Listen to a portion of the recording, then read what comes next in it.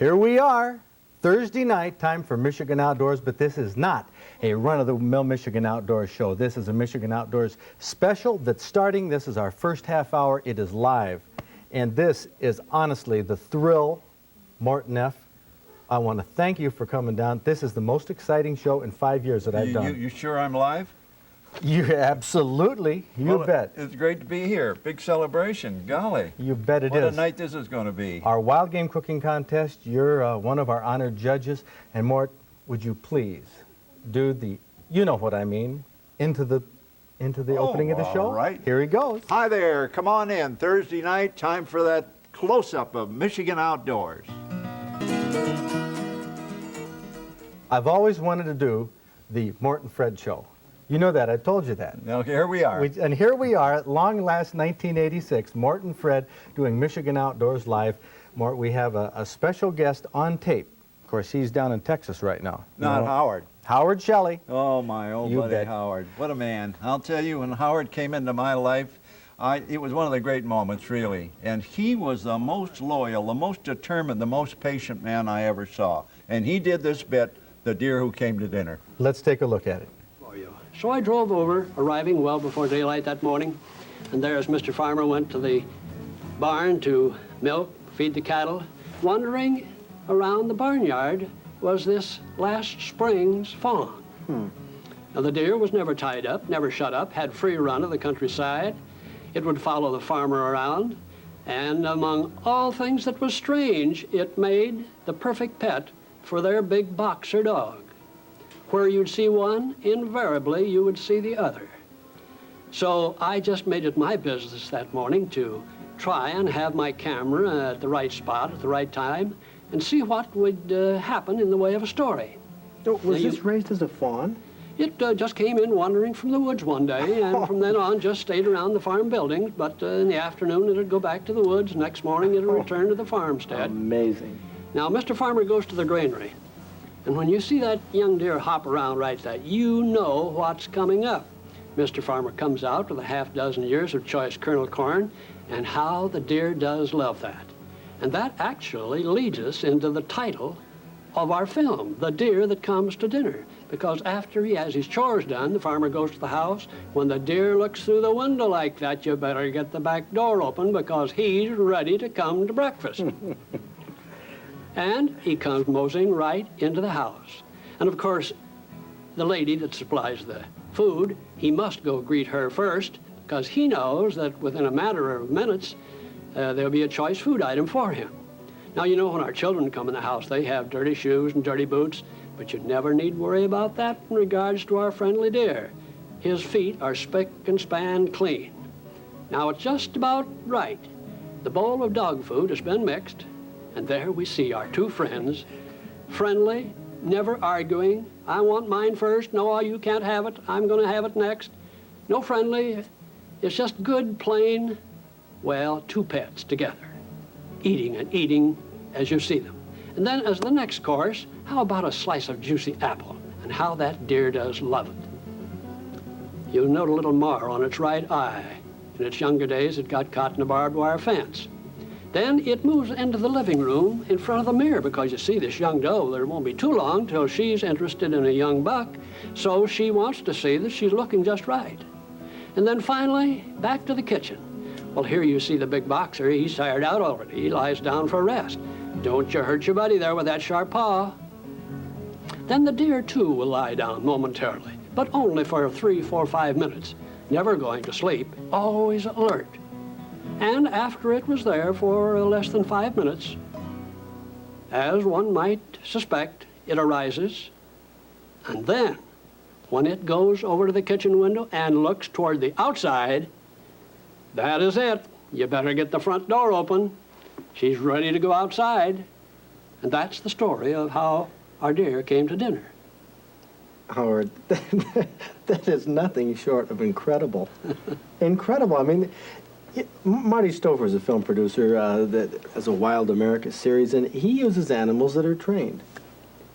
But a deer like that would be amazing to train a deer that much. There was no training whatsoever. It's simply a case of that deer came in when it was a little spotted fawn, and no one harmed it, no one hurt it.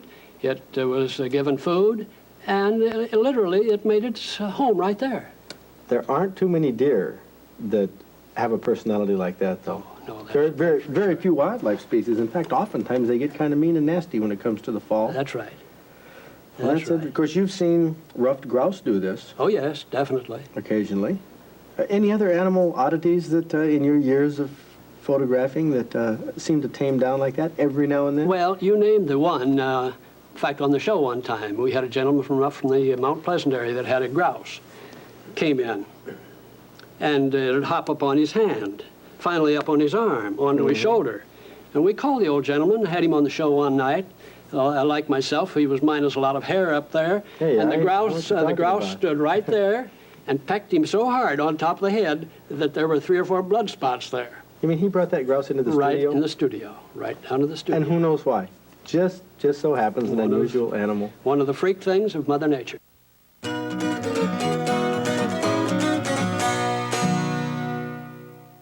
And Howard Shelley, of course, Mort, is one of the delightful creatures of Mother Nature. I'll He tell you- could tell more stories like that. Oh, I tell you, down through the years, he was with us for so many years, and the remarkable photography he brought in was just incredible, just great. What was the most unusual animal oddity that you recall? The most unusual one is probably a deer. And unlike Howard, this deer liked to pose on a sofa in a house and watch television. What did it watch? Michigan Outdoors. Michigan Outdoors, I bet it What did. else? Well, I tell you, Mort, we have, by the way, for those of you who see on your screen a phone number, that's because this is Festival 86 here on public television. We want you to call in and call in your support for PBS. We have a lot more coming your way. Mort, the forecast, the guides report. What's happening? Well, right now, I would say right now there's a lot of perch hitting up in my neck of the woods. Your neck of the woods up there around Right. Harbor Springs? Yes, in Harbor Springs. That'll be up in here. Yeah. And that's, I tell you, this is a bad time of the year. Emil, you know Emil Dean, don't you? Do I? Certainly do. Emil, I have already talked to him tonight. You two fellas are going to be judging on the recipe contest. Now, come on in here, Emil. Tell us how the steelhead fishing is real quick. Well, steelhead fishing's been real super. It's been slow the last few days because of that cold snap, but we've had the best winter we've ever had up there. The best winter. Now, does this mean you're going to have the best spring? I would hope so. It's a good indication. There's lots of fish in the Little River. They say it's really loaded. Well, now, Dick Black used to go fishing with Emil. Oh, yes, often. And what's new in the line of lures? What are you using that's very special for steelhead now? Oh, we got lots of new lures out, but probably the best new steelhead lure is the Willie's worm. It's been really producing fish. Yeah. You know, there's a new one coming out all the time. I saw one the other day on television advertised that said fish are very, very selective when you're fishing with minnows. They're very selective. It's the color of the minnow. The color of the minnow, I know, I've heard that. And now you have your tackle box with a whole lot of little paint pots in it, and you keep dipping the minnow in different ones to see which one they... Are you serious? I'm serious. They're selling it. They really are. We heard it first from Mort Neff. Always comes up with new things. This is live, by the way, folks. We're here live, coming to your homes live right now. If you're watching this on Thursday night, where are we on time? I'm sorry, I got to ask this. We have 30 seconds left in the trophy book. 30 seconds left, so we're a little short on the trophy book, right? Roll the trophy book. Mort, we don't have the big fish of the week down here live as often as you did, but let's take a look at the big fish this week in our trophy book. Not too many northern pike this size are reported from Michigan waters each year, but it shows you the monsters lurking in some of our inland lakes. This 44-incher weighed 23.5 pounds, was caught on a tip-up in Forest Lake, Aranac County on January 20th. Nanette Anderson from Alger deserves the credit for the catch. Now notice the white bean-shaped spots on the northern pike's body. Now that identifies it as a northern pike. Now, what's this?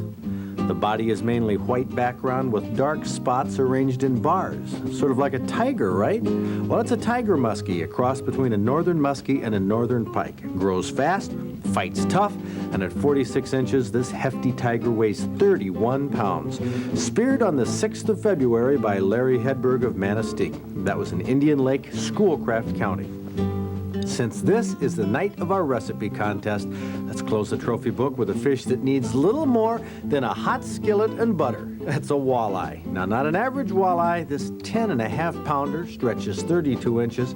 Remember that hot water discharge off Saginaw I've been talking about this winter? That's where Jim Harlow from Essexville caught this trophy. He was trolling a Hottentot. Jim, you proved my guide's reports were right. You caught the trophy walleye, so you are our Michigan Outdoors Trophy Angler of the Week. How about that, Mort? Monster, just a monster. And you know, back in the 50s and 60s, we didn't have fish this size in Michigan because of the lamprey. Well, that and the Saginaw Bay was slightly more polluted. But now these walleyes are coming back in Saginaw Bay like gangbusters. Are our waters cleaner now than they were back in the 50s? I believe it. I believe it. We've put more attention to it. Great news, great news. I tell you, we have Mort Neff here. We're going to be wrapping this up in just a second here and going to local pledge breaks around the state.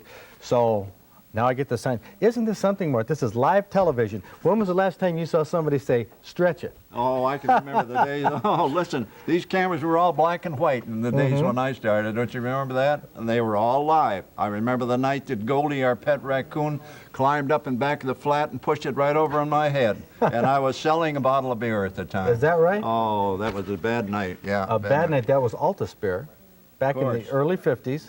We have Stroh's as our underwriter, which is good news. We have a lot of good news, but especially we have the good news of you viewers out there who have made our pledge breaks around Michigan Outdoors the most successful in public television history. And when we go to this break right now, I want you to go to the telephone, give a call, because you are what brought Mort Neff back here on PBS on this Thursday night.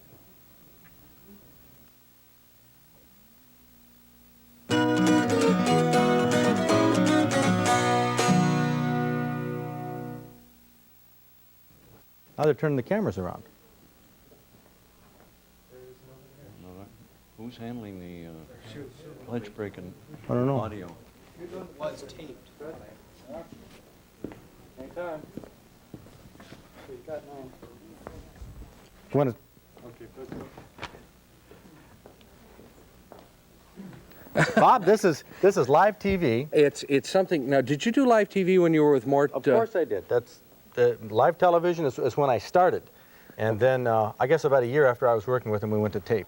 But I want to mention something. We have all these people here, sitting here, waiting for you folks to call, and there's some very good reasons why you should call. We have our wild game cooking contest tonight on PBS. Statewide live broadcast, and this is going to be really exciting, Bob. This is probably the most exciting show that you've ever encountered. Hey, I'll tell you what, I've been looking forward to this for a long time, and I have been drawing a lot of inquiries on how one gets a job like this. I tried out for mine, and I think it's worked out well. I put on a few pounds since I've been here, and I'm looking forward to doing it again tonight, adding a few more. The phone number, 355-2323, is what you call? That's right. That's if you're in the Lansing area, but outstate, call the number that's on the bottom of your screen right now. Okay, you know what? It just dawned on me. I shouldn't even admit this. I am thrown by why the phones aren't ringing. It's because we're taping this pledge break.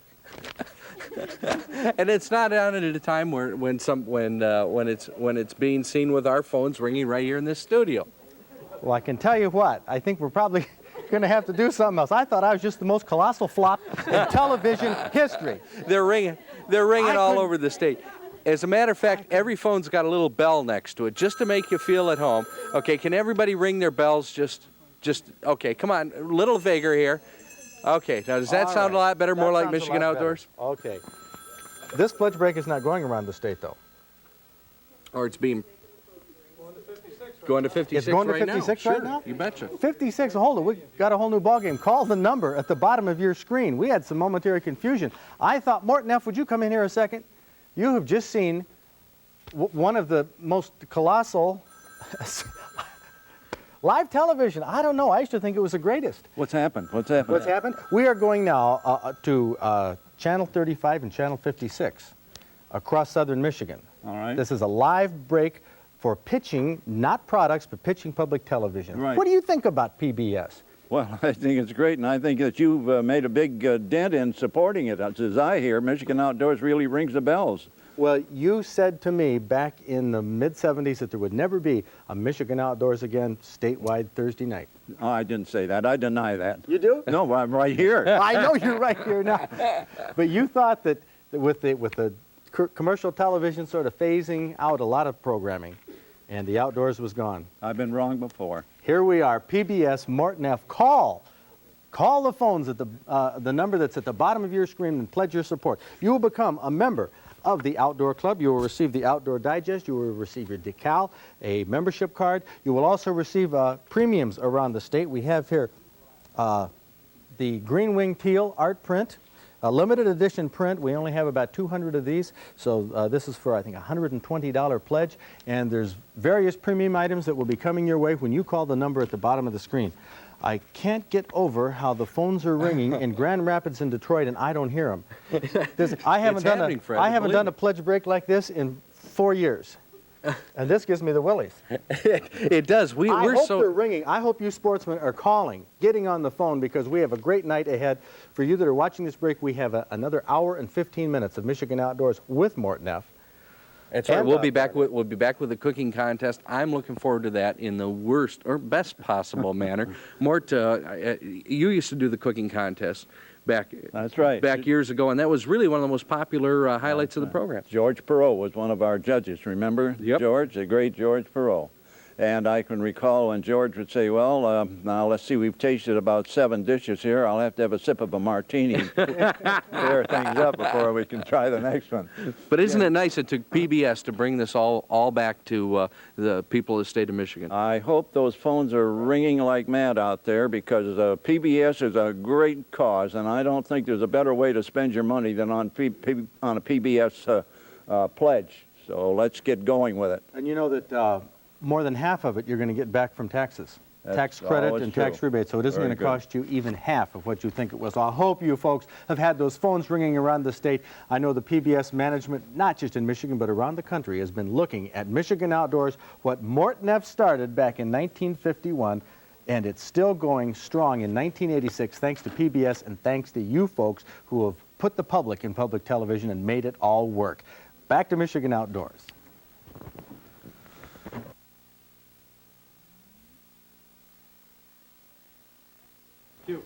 We just changed back here to our Michigan Outdoor set, where we're going to have our recipe contest. Our judges are going to be sitting right here, and we have dishes, 10 different dishes that are going to be brought in, so you're going to want to hang on and see this. Of course, our honored guest, our honored judge, and my co-host for this evening on live television statewide is none other than Mort Neff. And one thing that we've added to the show, Mort, is the Outdoor Headlines with Bob Garner.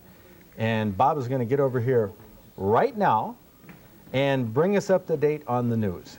Fred, a couple of things have happened, and including a 2-minute cut we've got coming up here in the program, but that's not the latest headlines. The license fee bill, that package, is in some sort of trouble in the Senate. Now, it was previously thought that bill that would raise license fees a little bit would get some pretty fast action in the Senate, but it's been delayed and postponed until next week. There is a pheasant release scheduled for next week. Those are the crossbred Szechuan ringneck pheasants. Those will be put out both in the Thumb along the many game areas and also in Ottawa County.